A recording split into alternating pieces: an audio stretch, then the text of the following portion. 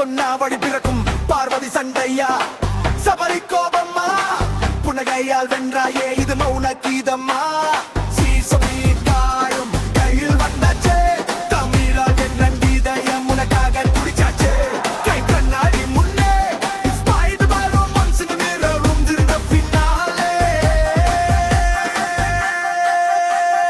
கண்ணாடி பின்பாமே உன் கண்ணீரை துடைத்திடு பலரை தாண்டி வந்தே இன்று புன்னகை பூத்திடு தனியில் அழுதாய் மௌனத்தில் வாழ்ந்தாய் உண்மையின் ஒளியால் சிகரம் கொண்டாய் ஜெனியாக பார்த்தோம் ஜெயிப்பாய் என தெரியாது